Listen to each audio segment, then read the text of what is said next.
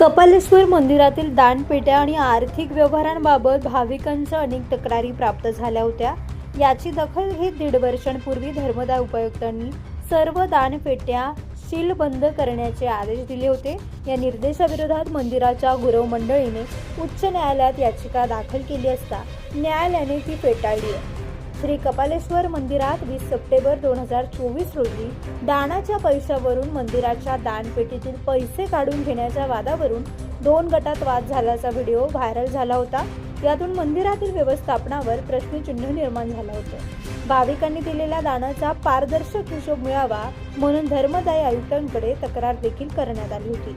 धर्मदाय आयुक्त यांच्याकडे तक्रार केली असता त्यांनी संपूर्ण चौकशी करत कपालेश्वर मंदिराच्या पेट्या सील देखील केल्या होत्या। त्यानंतर पारदर्शक हिशोब मिळावा म्हणून आमचा लढा नेहमी चालू राहील असे तक्रारदार देवेंद्र पाटील यांनी देखील सांगितले।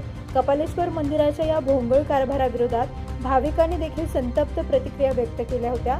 याच्या निषेधार्थ राहुल बोरीचा यांनी या वादाच्या पार्श्वभूमीवर सर्व दानपेट्यांचा पारदर्शक हिशोब मिळण्यासाठी धर्मदायी उपायुक्त यांच्याकडे अर्ज दाखल केला होता।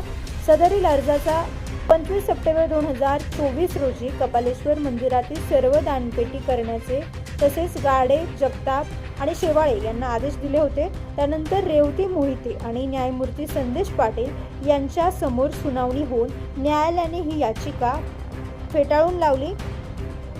या संपूर्ण कामाचा आढावा तसेच या भोंगळ कारभाराविरोधात कपालेश्वर संस्थानाचे माजी अध्यक्ष ॲडव्होकेट प्रशांत जाधव यांनी पाठपुरावा केला। नितीन चव्हाण, महाराष्ट्र 24 न्यूज, नाशिक।